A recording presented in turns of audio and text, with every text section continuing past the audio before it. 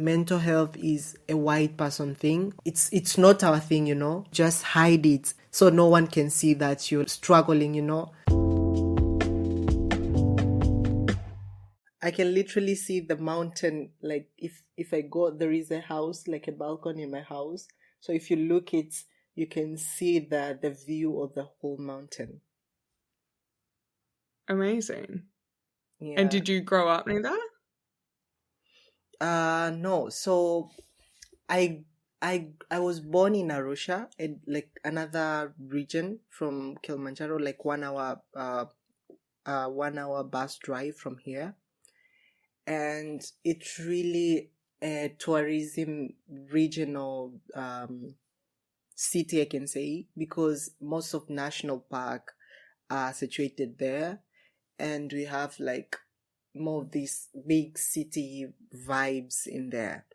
And compared to Kilimanjaro is like really, it's like growing right now. It's just like limping, I can say. But then when you go to Arusha, you have this whole buildings, cities, people, like people are really busy. And so I was born there. I have like a sibling, my sister.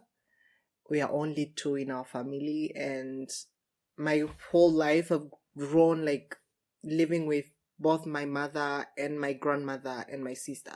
So early in the day, there was like this situation in my family where my father was so abusive, and he was a drunkard. Like he was drinking a lot.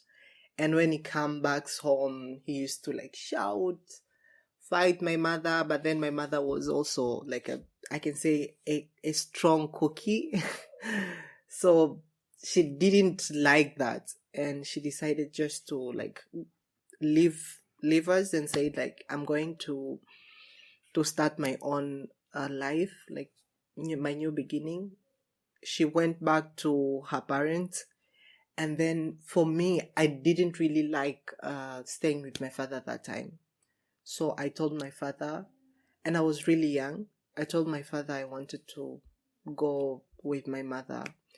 And yeah, so from there, I just grew up with my grandmother, with my mother. And then my sister followed up the next, like few months later. And then we were living with our grandmother until like 13 or 12 years. And then my mother had her own place, and then we shifted there. So like growing up, I was always that person of moving from one city to another or one place to another. And me ending up in Kilimanjaro is because I recently deferred my studies from university and decided to work. So the only option I had was in Kilimanjaro, and I knew the person who was owning this organization currently I'm working at. And so yeah, I'm living at Kilimanjaro. Got it. Okay. Yeah. Before we get more into that, do you want to introduce yourself? Yeah, sure. So my name is Juvenal Vitalis. I am 21 years old. I am a producer, storyteller, and a poet a little bit, and a human too. So I have a podcast called the Unapologetic Human podcast, and it's a podcast where I invite guests, friends, and strangers sometimes to give their insights on issues that are relatable to us as youth and also Tanzanian as a general audiences. And I love getting new ideas and like having conversation with people that grows and just make you think or like regret or sometimes just learn something, you know. So that's me. Yeah, I love some of the themes on the podcast, like the dating one. Well, yeah, because there's like art of perfectionism, growth mindset, how to, about like how to make decisions that your parents might not be happy with, or like going to university. And then, dating in the era of breakups, STDs, and Tinder. And it's like you and like 3 of your friends all sitting down and talking about like when you're taking girls out, like who should pay on the first date, like what, you know. So interesting. Like saying so I just remember one of your friends saying like, yeah, you should definitely tell your girlfriend that you love her because that's what she wants to hear, even if you don't like feel like you need to say it all the time or something. I was like, interesting. Yeah, so this podcast actually was I wanted to experiment because in my podcast I always bring one guest every time, and sometimes I'm just alone speaking to an issue or something that I've encountered. And then I just wanted like, why can't I invite my friends and then we can have a normal conversation, just like have fun and play with that topic, you know, and have like this amazing, just natural conversation. And I didn't want to control that, like the narratives. I wanted them to like be open and mindful.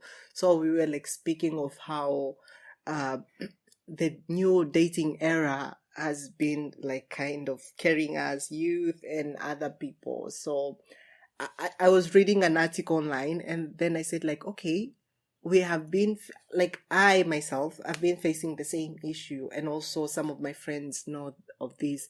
And one of them approached to me and said like, hey, can we do something about relationship? I'm like, okay, I already have a topic and it's about dating and some sort of that. So we can just encompass that inside that conversation and have like that episode. And it's one of the episodes that have many listenership, I can say. And yeah, people like many of my friends, my other friends find it very relatable. Yeah, for sure. And I think it's so universal. Like, I think one of the things was someone was talking about like wanting to make sure the person they're dating likes them for the right reason, and if they're not going to like them because they can't afford something today, which is just like classic. Wait, have you had the same issue with like that? What, with me wanting guys to pay for me or vice versa? No, I mean you literally just hear it everywhere. Like a recent episode I just had of someone who just came out of prison.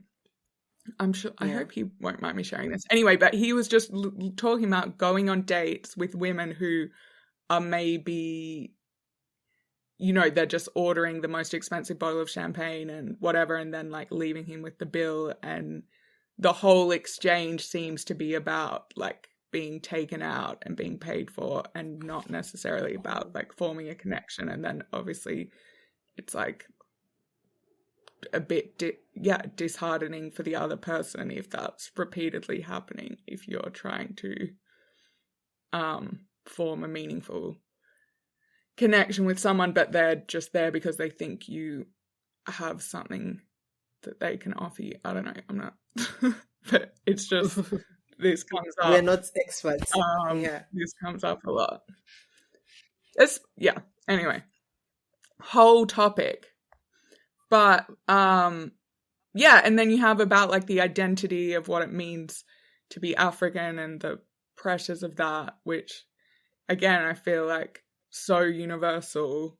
Not the bit about being African, but the bit about the pressure to be whoever you feel like, whatever your society tells you that you should be. So, and then you do 21 lessons you learn at 21. So you're 21 now, right? Yeah. And it's I'm just 21 like right now. So much wisdom. Like, it's pretty amazing to me because I just would not have grasped half the things you're talking about like overcoming failure or being in the present moment. All these lessons are things I had to learn like many years after 21. So it's very impressive. Yeah, thank you. Okay, so back to growing up. Wait, quick question. Yeah. Do you say Tanzania, but then you say Tanzanian? Or do some people say Tanzania as well for the country? Uh, it really depends on how you pronounce, but for me, I love saying Tanzania and then Tanzanian. But I don't know, it just sounds different when you want to pronounce the country and like the citizenship or what, Tanzania, because that's how we pronounce Tanzania. And then when you want to say Tanzanian, you just say Tanzanian. So it's Got it. just depend on how you pronounce. Uh-huh. Okay. Yeah. So you were telling us about how you grew up. How old were you when you left to move in with your mum? I guess I was really young. So probably 5 years or 5 years or 6 years. 6 years old. And yeah, at that time I really like I can remember some of the memories because I was really stubborn and it's just like when my mother immediately like left, I also wanted to like leave the house. Although my father was really kind to us and he never like beats anyone in my family. So growing up, my father have never like raised a hand to my sister or me. So I think that's also one of the luckiest thing I had. Although he was a bit abusive, like in words and also like very, I can say very aggressive to my mother, but he was really kind when it comes to his children and he was working really hard just to provide for the whole family and that, but I didn't see like that way, at that time. So I decided to just What go around 5 years or 6 years. what was he doing for work? Uh, he was a mechanic. So there is an organization. He was working in a government organization called, I think, Small Development Industry Organization. So they have this whole structure throughout the country. They're building like machineries, big stuffs, and all of that. So he was working on one of those machinery and he was operating machines.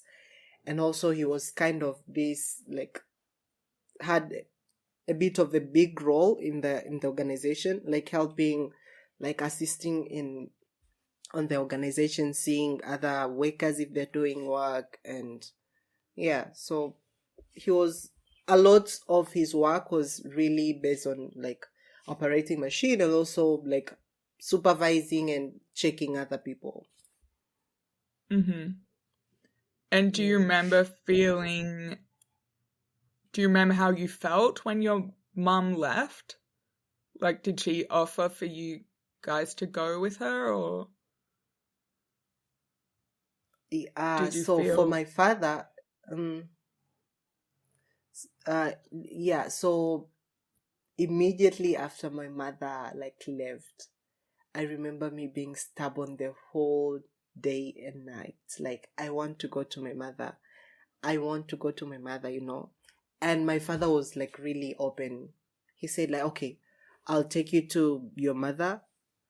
And I have nothing I can do because this is what you wanted. And my sister was still like, she was in school at that moment. So it was really hard to go with her.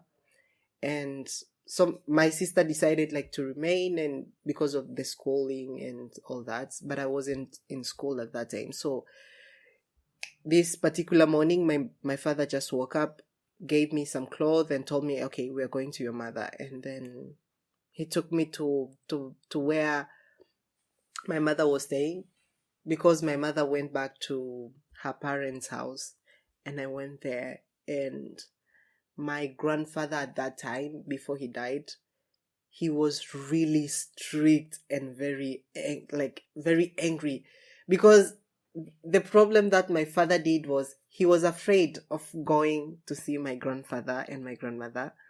So he left me near the home, and I didn't know the home, so it was really difficult. He left me like somewhere outside and told me like, okay, go to your mother. And I was like, how would I know? And I was really young, so I just like, I don't know, I was following my instinct, and like I was lucky, so I just went direct, going around, and I was like, is this the house of my grandmother, and luckily I just went to this particular big house, and I went inside and just I didn't even ask because I didn't see anyone. I went inside, got to like a bed, went and sleep there, and I fall asleep. Like few minutes later, like I don't know, my mother just walked in the room and she was crying, but she was happy. And then she told my grandmother and my grandfather that you see, he left my son like outside and just left him to just come alone. My grandfather was furious.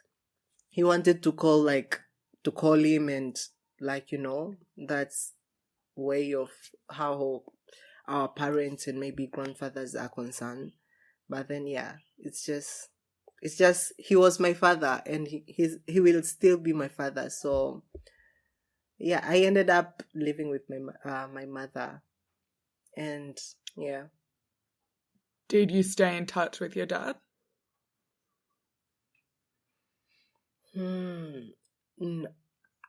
I can say yes, because there was a meeting like later on, after he brought all of us, and my grandfather said, you'll have to pay everything, because these are still your children. I cannot keep your children and you're still there. These are your children, so you'll have to pay school fees or any money that is needed for like them to eat and like live with us. And my mother was always in touch with him, but she never like really, that deep conversation of, hey, the children want this. It's just us calling him and saying, hey father, we have an issue. I want some books, I want some maybe sugar, I want clothes, I don't have a bag or what. And my father was, okay, sure, I'll send it right away, by the end of the week or by the end of the day, or maybe wait for me until I received some money from this person or the organization. So it was us talking to him directly and telling him of everything we wanted. And did you like living with your grandparents? Absolutely. I can say it was one of the best moments of my life, because I learned a lot. And my grandfather, so a little background about my grandparents. So my grandparents are Maasai, one of the most famous I can say tribes in Africa or Tanzania. And so they had like kettles and livestock they were keeping. And they also have this huge farm where we plant maize, beans, like every kind of crops. And then we also have like a lot of fruits. So we used to like sell those fruits, because they were so many. We used to sell them. So I like all those adventure I like found in my grandfather's home. And it's where I learned to like share with people, how to be compassionate, because all of this, we were like in a really shared home, like really big. And when different people comes together, your relatives, you need to find a way to like be together without quarreling. There are some quarrels here and there, but this, like, it was so much warmth. I felt like home. I felt like I belonged there, because they were my relatives and my people. and you had this like older parents, I can say, who are guiding you and telling you not to do this, their wisdom. And it was just amazing. I was really happy to live with my grandfather and my grandmother. So in their home, there was also like different cousins or aunties and uncles and other children all living together and working on the property. So it's not like one property, because the farm is really big and you have different houses. So my 3 uncles have their own homes, like in the same plot. And then you have some few cousins who are living with you. And then at every end of the year, we had this like huge gathering. The whole family, people from like different cities and region were coming in and like having this Christmas or Easter. Like, so the whole December, we had like the whole house full packed. You have your cousin, your niece, whatever. You're like, everyone is on top of you. So you're like, how to deal with all of that. But it was really fun because you see some of your relatives you've never seen, or you have been hearing about them, but you've never met them in person. So it was really fun. And yeah, so you have different houses. And then we have also this, my grandparents' big house. And then we also had some, like a lot, I can say more than 20 or 15 houses that we were renting to other people who like were willing.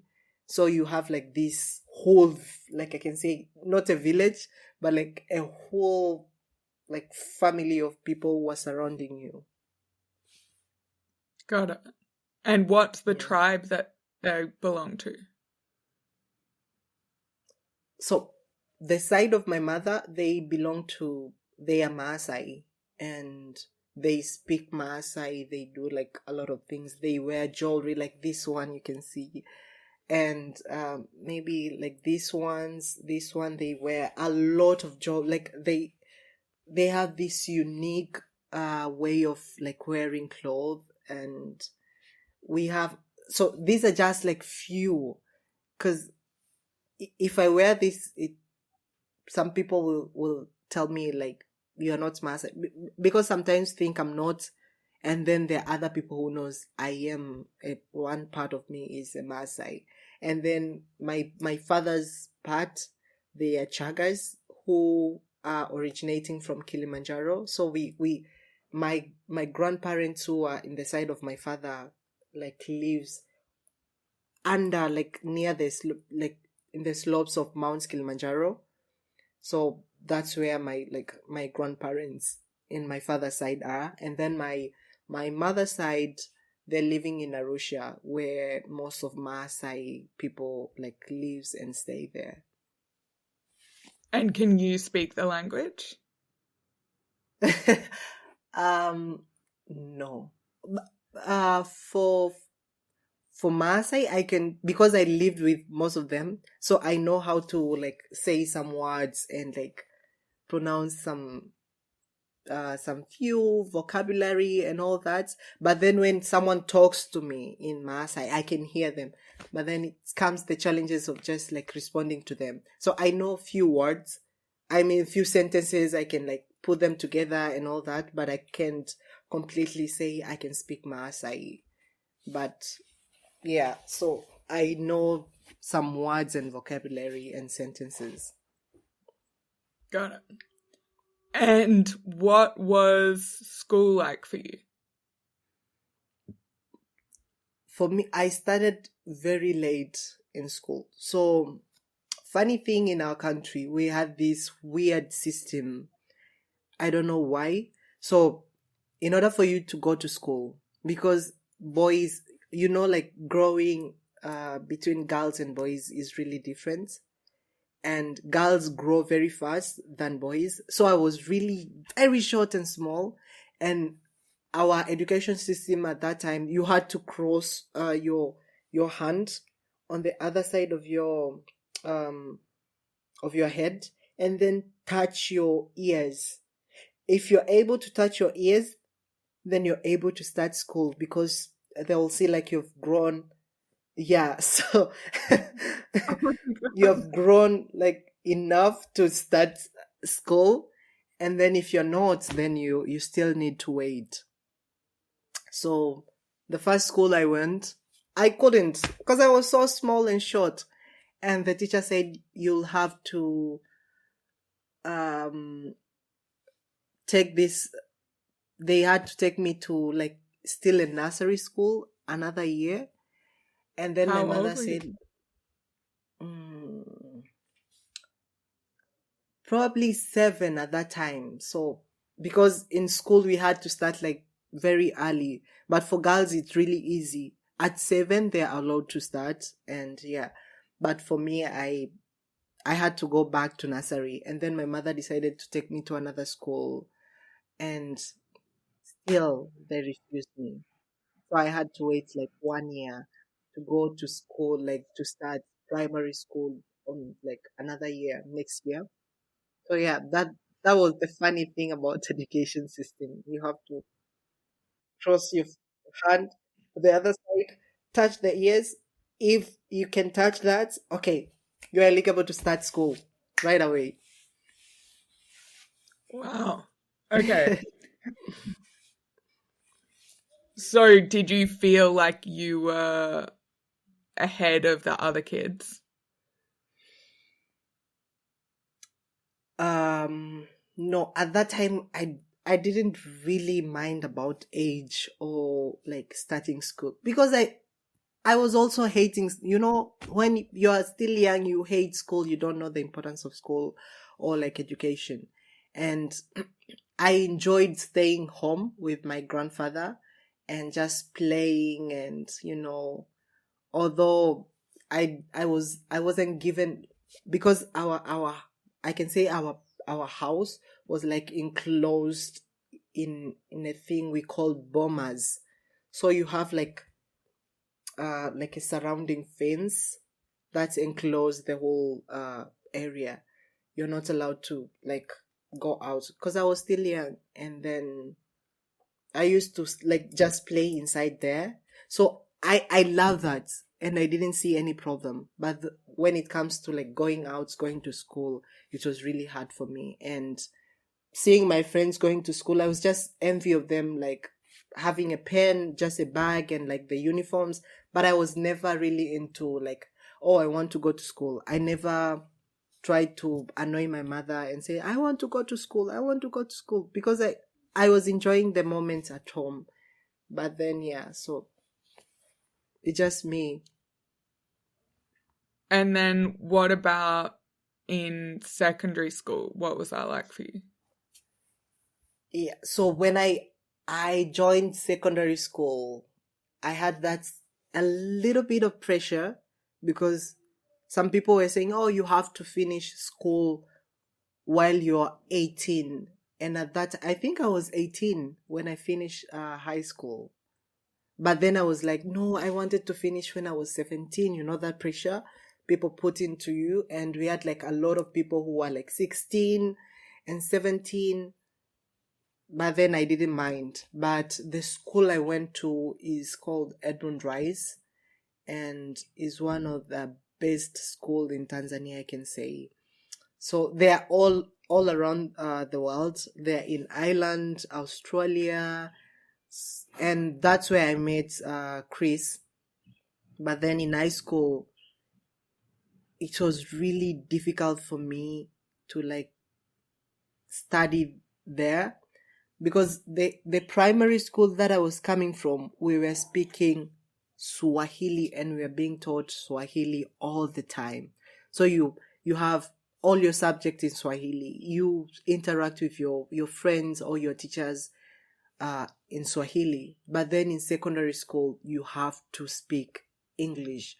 You have to like learn all the subject, not just English or what, but all of the subjects were taught in English, apart from Kiswahili itself. And for me, I was really finding it hard to like mingle with the people there, because most of the people who were coming from other school were speaking fluent English, and I was really afraid. But then luckily for me, I don't know what, but I had this weird way of learning very fast. So I just find myself like being with people and like talking and like in English, and some even thought I was Kenyan. They were asking, "Are you Kenyan?" And I'm like, "No, I'm just Tanzanian." "So why is your English better than others? You are coming from like a Swahili, you know?" And even if I tell people right now that I didn't learn English in primary school, it's really hard for people to maybe understand that, because that's our structure. And what language would you speak at home or with your parents? When I'm with my mother, we both speak either a lot of Swahili and then a little bit of English, and then my mother will speak to me sometimes in Maasai. So yeah, it's a mixture of those language, but mostly we use Swahili. And sometimes she'll speak to me Maasai in order for me to just learn, or just she'll like just she enjoys telling me, "Hey, tam and da." That's Maasai means like eat or have your food. So she'll just like go for it, and yeah. Mm-hmm. And so did you have an idea while you're at school what you were going to do afterwards? Or did you have pressure from anyone about what you should do?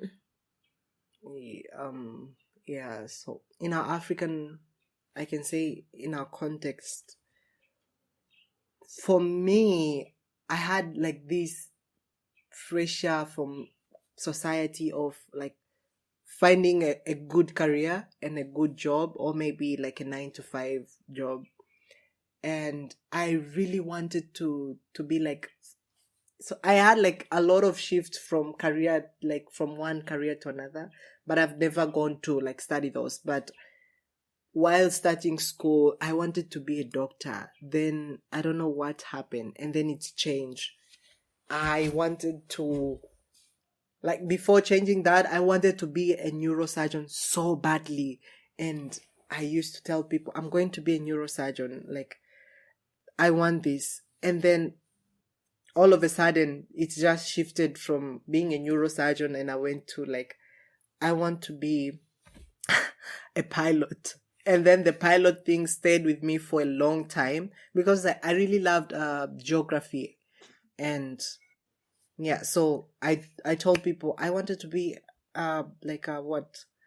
I wanted to be a pilot. And then when I reached to Form 3, everything was shuffled. I just like found this obsession with economics and business, and I was, I'm rethinking about my decision. I want to be like a business person, a businessman. I want to have like these huge companies and business I'm running on my own, you know. But then there was also pressure of like selecting a specific thing to study in school. So in my high school, you had to choose like an option. Either you go to study science or business or arts. And arts in our country, or in our, like in our school, if you study arts, people will tell you like you don't have maybe brain, or you don't have like that ability to comprehend some science subjects, especially math. So people with problem with mathematics in our school were going to study either arts or like just business. But although business, they also had like some math in it. But then a lot of people, if you study arts, people were like, "Are you sure you want to study arts? You are wasting your parents' money, you know?" and I didn't want that because there was a lot of pressure. So I first chose science and business. So I was taking science classes, and then I added on top of that two business classes. So I was studying like more than 12 subjects at that time. And then going forward,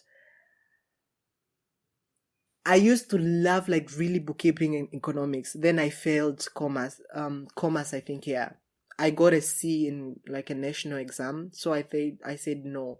Before like going to my final class, like my final high school, maybe the highest form, it's form 4. And I think in UK it's year 10. So I decided to like drop those two subject business classes and say I will focus only with science classes, just to make sure that I'm into that.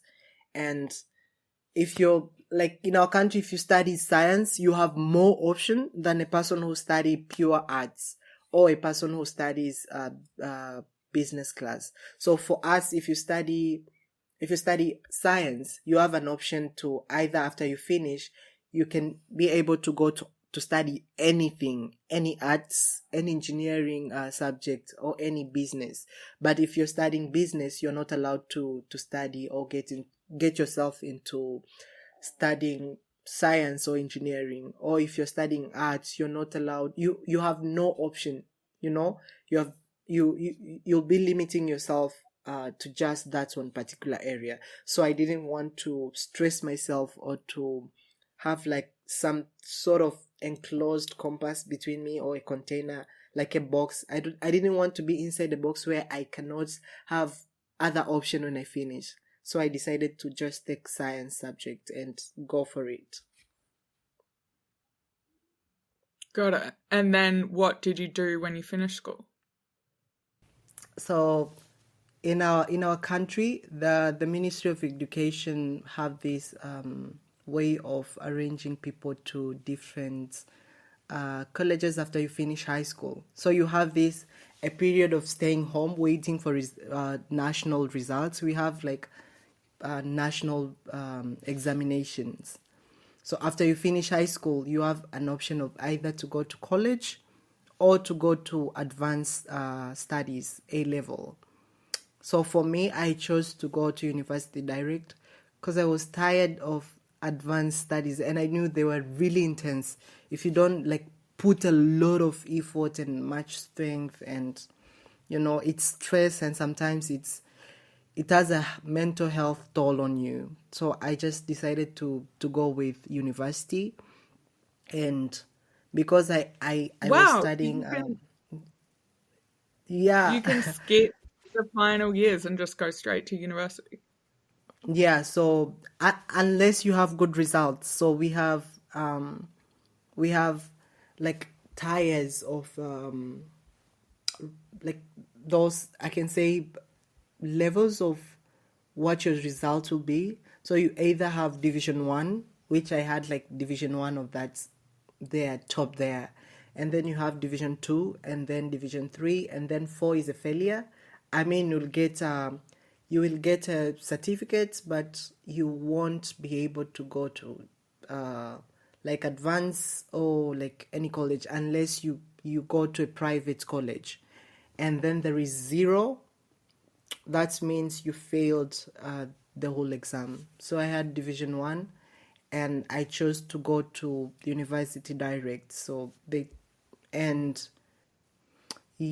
so I decided to opt for computer engineering and computer science, and the government also chose me to do the same thing. So I was happy, and I was taken to a university called the University of Mbeya University of Science and Technology, one of the biggest university in Tanzania when it's like in terms of technology and computer science or engineering studies. So I was studying there, and yeah, I started because I finished high school in 2020 during Corona, and we had to wait to begin my university studies in 2021.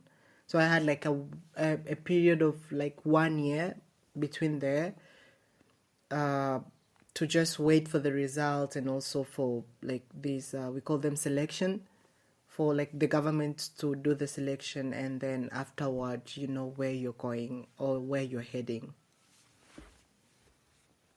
And is the university far away from where you grew up? Yeah, it's 16 hours, like a 16 hours, like a bus drive away from my hometown. So the first time, and you know, my parents could, my mother could not go with me. I was already, maybe I can say, an adult. So I just took my things, my bag, blanket, everything you need for university, and like all the materials and books. And I had to travel on bus. Luckily, I had some of my friends who were going on the same university, like 5 of us, and we are the only lucky people who like were chosen to that university. So we like arranged the whole trip, and yeah, we were on the road, like all of us, five of us. And yeah, so it was like a very fun trip, but very tiring, because 16 hours of travel, and you have to go through, like, cut across the whole country just to go down to the southern highland of Tanzania where the university is. Got it. So is it down towards Zambia or Mozambique? Exactly. So our university is bordering Zambia, so you can just walk like, and like we were near the border, so you can just literally walk from Tanzania to Zambia. Got it. And where did you live when you were studying there? So if the government selects you, you have, we call government sponsorship. So they give you some, like, they help you to pay like some the fee. So for me, for like our university, the government had this, I don't know, the partnership or whatever, because it's a government, after all, a government institution. So they had their terms and all that. So they were paying for our school fees. For us, we only had to pay like a very small chunk of money, just to add up to that already paid fee by the government. And also they paid for our food, everything that you eat, like from breakfast, lunch, and then dinner. And then they also pay for like some stationery. So you have access to the library for free, you have access to all the classes, all facilities in school, labs, laboratory, computer rooms, and all that. And then for us, we only had to pay for accommodation, which is like $10 per per the whole semester. So you have this, I can say, a bit of a big room, and then you also have four decks room, double decks room, that you have to share with other people. And then you have like a big cupboard that you can store your shoes or other of your item. And we only had to pay like 20,000 shilling, which is like equivalent to $10. How many people share? Or how many people did you share with? Approximately, not approximately, actually, we were in the room, we were 8 in that room. But then there are some few people who were like going outside. So from time to time, they had other rooms. So you have like this, maybe 5 people who we were living like inside that room. Yeah. So can you get a lot of work done or a lot of sleep, or is it just like a lot of distractions? uh,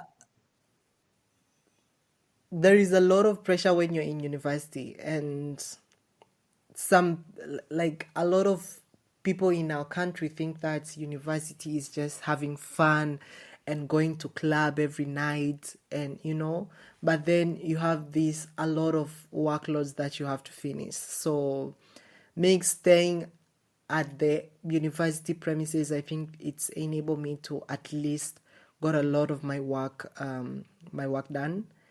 And you have like this a group of your friends and a bunch of other people who you're like taking the same course with, so you have like a lot of friends, like together you do discussion inside the rooms. You can even invite girls in the rooms, or like anyone you feel, but it's just you have like to like go with the orders and maybe some regulation that were there.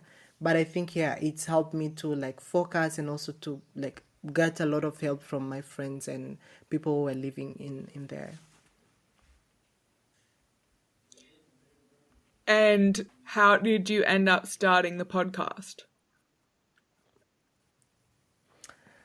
So the podcast, I was listening to podcasts. I think on after the coronavirus is when I was introduced to the world of podcasting. So I was listening to this particular podcast very often, and it's called Legally Clueless by one of I can say some of amazing podcasts in Africa. So she had this, like, she was beginning her podcast, and I was like, oh, so this is a podcast. She left radio just to start her own podcast, and like she was also dealing with a lot of trauma and grief. So she was like speaking and talking about that in a podcast, and I was listening to that from the intro to episode 1, episode 2, episode until now. She's like 200 and something episode, and I also wanted to start something like that, but I never know how to start it. And I started like doing research of how to start your own podcast, what to include, what the criteria, the length, or whatever, everything that was in like concerning podcasting industry. And so yeah, going to university, like after 2020, like 2021, I was in university. I had the same idea. So after semester 1, I think things started changing. I was rethinking of, am I supposed to be here, And I had a lot of like pressure, anxiety, and depression, and I had no like anywhere to like any space to just like let it out and speak to people, and just let other people to know like I'm going through this. And also like if you're going through the same thing, you're not alone, and just like speak out, because the more you hold into it, it's the more you hurt yourself. So yeah, I said, I had the idea with podcasting, so I said I'm gonna start whatever it is. I went online, made artwork, and then I started with recording with my phone. So yeah. And where did the depression and anxiety come from, do you think? Like, had you ever experienced anything like that before? Not really. So I mean, before that in high school, I had the same issue, like some sort of dysphoria, and you don't have like in our society, I can say, or the place I grew up, we have that mind, like a mindset of saying like mental health is a white person thing, or just like it's not our thing. So either you just copy with it, or you just hide it, and no one can see that you're like struggling, It's just until it's gone worse is when people say like, oh, so you were going through this, you never told us, but then if you're like struggling yourself, you're just hiding it, everything underneath. And then so it started in high school. Then it was not that serious. I never took into account. Then going to university, there were a lot of pressure. And I was asking myself, did I really choose computer engineering or computer science because I wanted to, or just because there was a pressure that I had to go to university or to go to the next step after finishing high school? So I like started rethinking everything, and also like there was pressure coming from my family at that time. My father, so after 7 years of separation between my mother and my father, my mother decided to like take my father back because he had dementia, and he had like a brain issue, brain atrophy. So with that, we had to like accommodate everything. So we were living with my father, and I had a lot of like hard time processing all of that.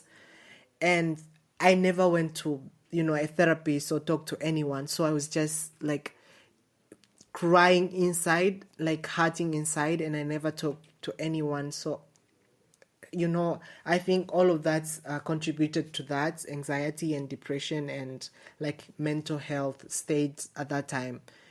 And yeah, so I decided to start like a podcast in order to speak about that. But I was really new and I was really afraid. I was holding back, to speak the truth and like be open. Because again, if you start speaking about this, my friends will like, you're weird, or why are you talking about that? Or like, but then it's just like a lot of those pressure and conformity that you have to go through just to fit inside a particular place. But then I talked to someone who was helping me with some school fees. It's like my mother to me. I told her I want to stop my education and like just take a 1 year off, like a gap year, and just rethink and like puts my mental health in a good state, and just figure out what I want to study. Because I don't know, I was in a lot of pressure, and I just decided to take this because it was supposed for me to choose, It was a selection. I had to choose that after finishing high school. I didn't have much time to think of what I want to do. So I just stopped university, I think in April, early March. Yeah. And then continue with my podcast from there. And was there anyone you could talk to in those times when you were really struggling? Not really. So, but I had like a friend who was going through the similar thing. He lives in Kenya, and we recorded an episode with.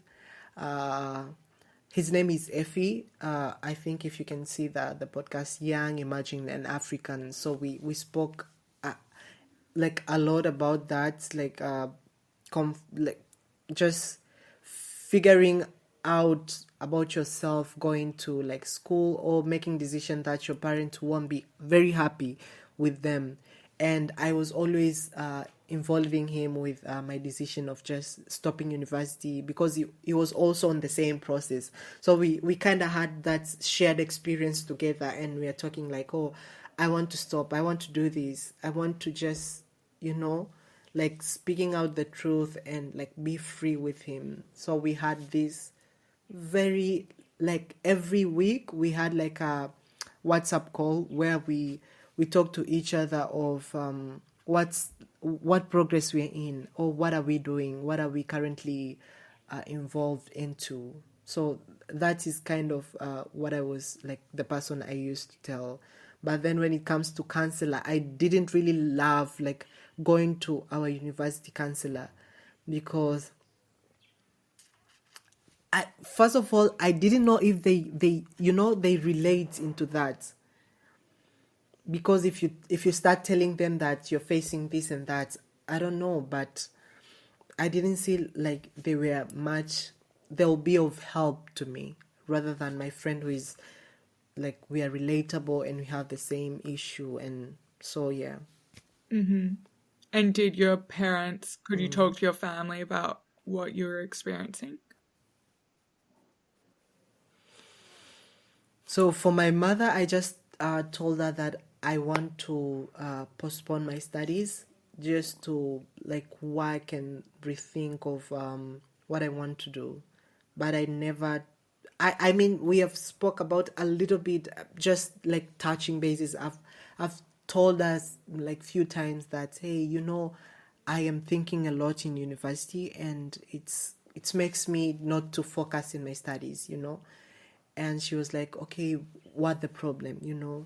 My mother is always that person who will just listen to you and want to like understand the whole issue, and like be like show compassionate and empathy towards you. And she was like, okay, so do you think if you stop university for a year, will that help? And I told her, absolutely yes. For me, I think that's a step. And so she was like, okay, that's your decision. Just let me know of what decision you're doing. So just get me involved in everything, and I want to help. And yeah, so that's it. But what about feeling depressed? Could you talk to anyone in your family about that? No, we have that. And I think it comes like, the problem is becoming like we have this uh generational gap when it comes to discussing about mental health or anything. So my mother was raised by her parents to be stronger and never show weaknesses.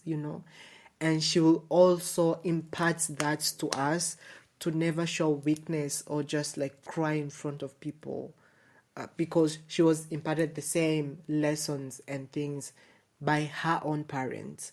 And when it comes to discussing these matters, we find it very difficult to open to our parents, because we don't want to seem like we are very weak, or we don't want to show vulnerability to our parents. So yeah, to me, I've I my mother is very open to speak to anything, but I've never approached her and say like, I want to speak to you about my depression or anxiety. So I think it's just because of that intergenerational gaps we have between parents and the young generation. Mm-hmm.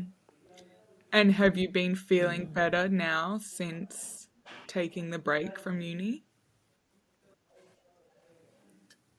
Yeah, I can say yes, because I don't have the same maybe pressure, I can say, like while in uni, and I don't have that the same like maybe depression right now. The only thing I'm worried about is like every time I'm thinking of, okay, my friends will be maybe graduating next year, or I like I need to find like maybe to have a job. I mean, I am working right now, but still there is this fear of, what if I like things go bad, like ends to be like not what I thought. I have to find to secure a like good job, because I don't have a degree. And if you don't have a degree in Tanzania, means you're like in that a tipping point of falling out from a workplace or whatever. But then I'm lucky to have amazing people around me who supports me with my experience, and also like what I am passionate about. So I work with an organization which deals with they're empowering the indigenous community to be able to tell their own stories in their own perspectives, using through filmmaking and photography.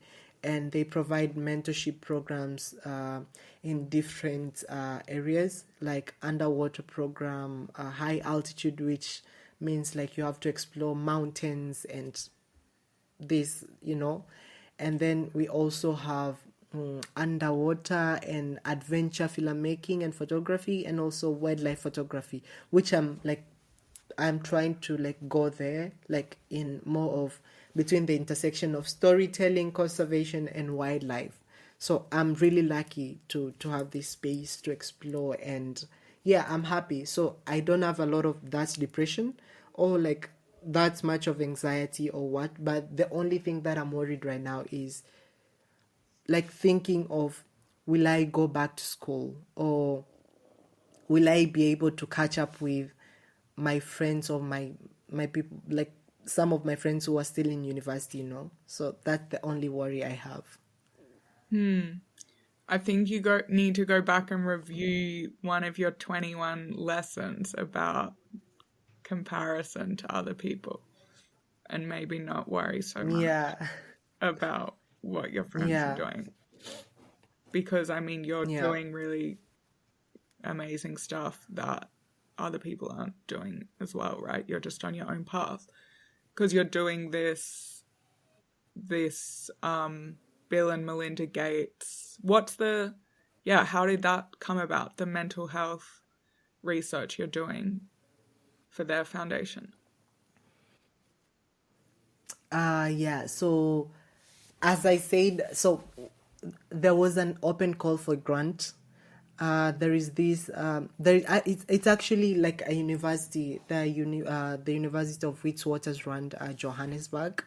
They have a platform called African Investigative Journalism Conference, and they usually convene every year for investigative journalists to just go and learn and and like share ideas and all of that. So they had this opening and a grant, and it is supported by Bill and Melinda Gates. So you have to investigate on any healthy issues around your community and the one that you're really passionate about. And so for me, mental health is very dear to my heart. So I just like, why don't I go for it? And I reach out to them, because you had to send like all the supporting documents, and you have to tell them how you'll go about to just investigate that, and like document that. And I have a podcast, so I said, why not create an episodes or like a series of that, like do the investigative and then translate all the data and information into a podcast where people can listen and have access to it anytime. So I decided to reach out to them, and I was on board, and I received an email from them. They told me, we're happy to have you, and yeah, you can go on with that. So they gave me the grant, and I am doing the project right now. Amazing. And where are you living right now? Yeah. I can see you're sitting on a bunk bed. Yeah. So this is not my room, I can say. This is like, it's an empty room. I just came here because there were not a lot of noise. But my room is like next to this one, which I like stay here, and I'm in Kilimanjaro right now, where I work. And so yeah, I just returned from if you notice, I just returned from Kenya. We had a film festival called Pride Land Wildlife Film Festival in Watamu, and we had like some of excursions that we had to do, like underwater excursion. So we were there, and then I returned just like 1 week ago. And yeah, so I'm currently in Kilimanjaro. And do you live with the people you work with? Yeah, some of them I live with them in the like a shared premise. So we have like these two huge houses we live, and where we work in the same area. So we share some premises here. Uh-huh. And did work help you Yeah. find the place to live and everything? or you had to figure it out yourself? Yeah. No, we found, and they provide you with accommodation and food. Mm-hmm. And this is the Indigenous storytelling work. Yeah. So what communities are you working with specifically? Uh, Currently, we okay we mainly we don't have like a focus. We want to include and be as inclusive as possible. So we work with Hadza community, which is one of the hunter and gatherer, the only hunter and gatherer in Tanzania remaining. And then we also have Datogas. They are pastoralists living in Lekeyasi, around Lekeyasi.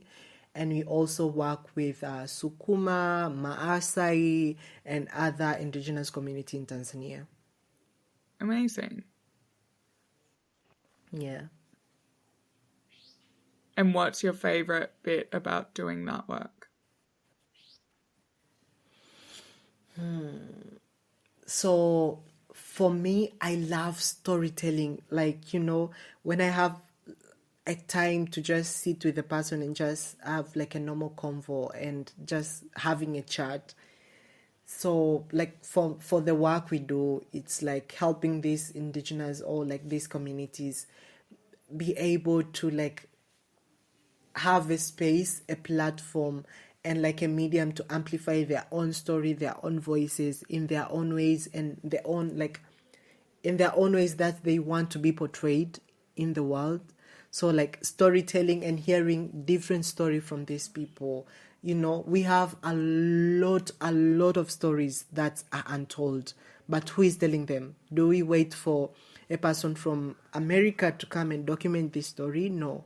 Are we waiting for a person from Nat Geo or from like this big company from Bristol's to just come and document this? And they always like have a way of manipulating or just marinating our stories. So no, I just love how these communities are really dedicated in protecting their own natural heritage, and like being able to like help them bring their stories into life is really like that's like it's I really love like hearing their own like new stories and having like connecting with people in different ways.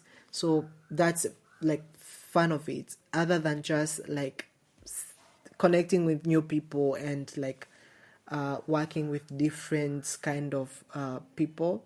So it's that's like connecting with people and seeing these stories that you have been hearing from maybe books or just like a word of mouth come into real life. Mm-hmm. Got it. Yeah. And so is the word indigenous used to describe, like, if you have stayed living with your tribe and your versus someone who it's like, for you, it's like you're saying your parents are both from different tribes and then it's like they're living in a city or...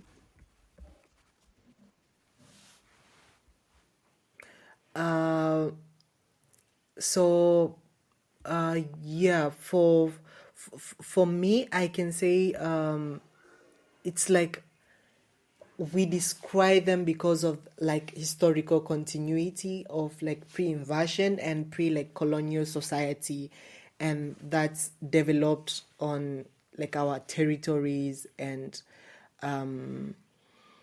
you know so for these people, like example, the Hadza, they were here more than 500 of years here, and they're still living on like the same way of life. And then if you look at Maasai, like before colonialism and after that, they're still living the same way of life. Like they preserve most of their culture and most of their like lifestyle until now.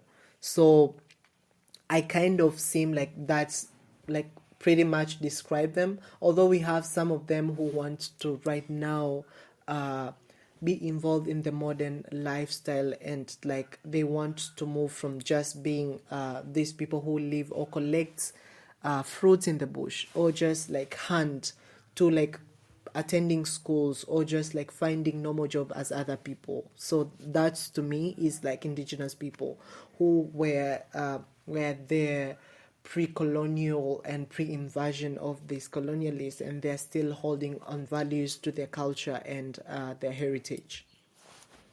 Got it. Makes sense. Yeah. Clearly, you can tell how uninformed I am about these things. I need to come to Tanzania. I mean, I really want to go and see Mount Kilimanjaro. So, and the It's coast really I've heard is really beautiful, especially Zanzibar, and you should definitely come to like to check these areas. Okay, shall I ask you the last 3 questions, or is there anything else you want to talk about? Yeah, I guess. sure. Well, one last question is, what's the biggest thing you've learned from the conversations you've had during your through the podcast, or what's the favorite thing you've learned, or a theme I've that never keeps. so it's about, I think, like intergenerational trauma and like mental health, and that's like the pressure that I receive from like around the people who I grow with, or just like surrounded with, like to like fit in that community, like in that space, I mean. So I've never really sat with a person and like speak the way we are right now, like talking about my family, my father or my mother, like into that.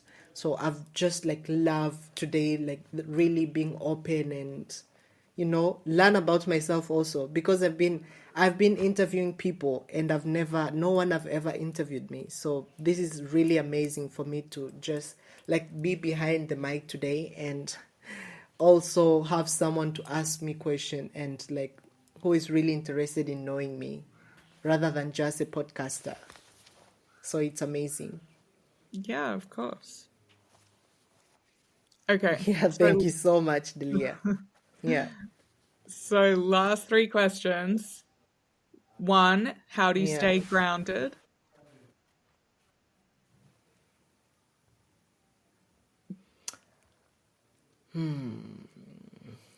I feel like I'm always a person who loves like staying like very calm and chill, even if something is really huge, and like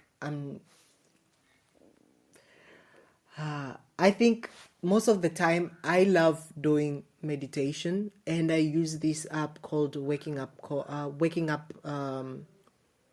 Meditation. It's by is it Sam Harris, I think? Yeah. Yeah, he really has a lot of good and knows how to just make someone calm. And also the like some of conversation he had with the guests in the app is really amazing. But also I try to just, if I feel something is not okay, I used to like just talk with someone, although even if it's not my family relatives or my parents, I just having like to find someone who like can relate, maybe my friends or my best friends, to just like open up and speak of what is like troubling me. Yeah. And the last thing is, I love music. A good music like makes me like very calm and like chill and like be in that moment. Is there a book that's had a big impact on you? If you've ever read Freedom and Demon by Daniel Suarez. Got it. I know it's it's not yeah, it's not about life, I can say, or anything, but those books have played like huge role in my life. Like growing up, reading those books were like introduced me to so much, and like thinking, critical thinking, and just finding new ideas. And also one of the amazing book called Ender's Game. It's really amazing. What's it about? Ender's Game, it's about like these brilliant kids who were taken from Earth to like go to the space, and they had to fight a war with like aliens. So they were given like they were playing games. In that game, they didn't know they were like fighting the real war. So it's like they're playing, and then these adults are like manipulating them to just like play the game well and win. But then they were like playing the real life game. And what 3 words describe the best version of you? Energetic, consistent, and I can say passionate. Amazing. Wait, sorry, one more question. What does the underwater challenge mean that you said you were doing in Kenya? The underwater? Yeah. Oh, yeah. So we had an excursion with one of the amazing scientists I can say, in Africa. Her name is Paula Kahumbu, and she has this organization called Wildlife Direct. And so after the festival immediately happened, we had like a workshop. Before that, we had a workshop on demystifying underwater filmmaking. And we didn't have like really, I can say, like practical, because we wanted to first have this theoretical knowledge about underwater and like the mindset of the underwater world.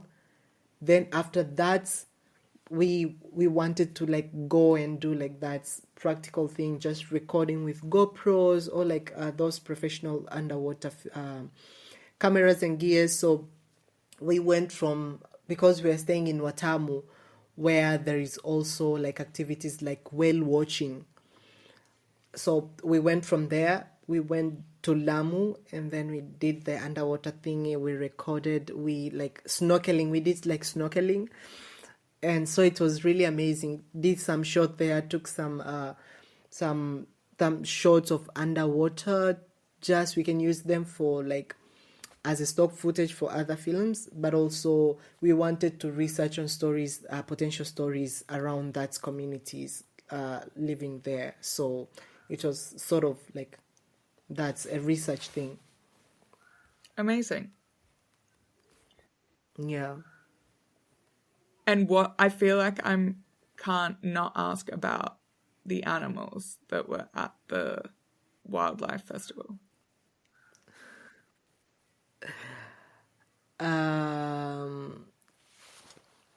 You want to know about the festival or like animals? The animals in general. Oh yeah, the animals in general. Oh. In Tanzania. Or like how Oh, so we have so on my way back from Kenya to Tanzania, I saw a lot of zebra. Like we have this, you can go through like a national park. So I saw a lot of zebra, and then also an ostrich. Not a lot of lions or what, but if you go to national park like Ngorongoro Crater or what, you can see a lot of lions, a lot of rhinos, giraffe, ostrich, wild beast. Oh my God, you should come to Tanzania to see the wild beast migration. It's one of the spectacular moments you can ever witness. So these animals just cross from, there are thousand of them. They cross from Tanzania to like the other side of they go to another side called Mara, where they go and find like this what foods and search for water, and they always cross with zebra. So they stay with zebra very close, because zebra have this very I can say what, they can smell rain from very far, and also they can smell like danger or someone approaching from afar. So we call them the wild beasts, we call them zero brainer because I mean, so they will see one of them like being caught by a crocodile, but they'll still cross that river, or they'll see like a lion catch two of them, but they'll still go there and just look at the other person being eaten by the lion. So you see, so yeah, we have a lot of animals, from like a lot of birds, and so yeah, we have different animals. Many of them I can't even like say like how many in population, but we have a lot of them. We have cheetahs, like elephants. We have a national park that has a lot of elephants, called the Home of Elephants. It's Tarangire, I think you know. And we also have Serengeti, a very like a plain valley that is full of like cheetahs, lions, and like other animals. So a lot of that. And how often would you go to national parks? Not really often, but for like the space I'm in wildlife filmmaking and conservation, I do. There are a lot of opportunity going to shoot on this national park, and so I don't really go often, but maybe 3 times a year, or 4 times, or 2 times, or just 1 time sometimes, But yeah, you have like, not frequently, but you have like some opportunity to just go there and make a shoot, or like do research, or like attend workshop. Amazing. What were you going to say before? I wanted to say, like, I will definitely recommend for you to come to Tanzania and just come and see the wildebeest migration for yourself, because it's one of the spectacular, amazing thing you can ever see in Africa, because they travel a long journey just to like go to other side of the park. Amazing. Yeah, I'd love to. Yeah. And also Mount Kilimanjaro, and then Ngorongoro crater. We have so many things, so many things. It's just you plan yourself, and maybe I can be your host. Who knows? Sounds Yeah. lovely. Yeah. Thank you so much. Thank you so much too for having me on your podcast, and for asking me insightful question, and just you made me like, you opened my mind on like to know myself on other side, which I've never like tried to explore more, and now I like, maybe I can use myself as a guest in my project, on the mental health issue project. Yeah. Who knows? Definitely. Yeah. And yeah, sorry it was a bit all over the place, I guess, for audience context, because I'll piece this all back together, but we lost the internet a few times, and I think it's early in the morning, my brain doesn't always work, so I'm just asking you random questions about animals at the end.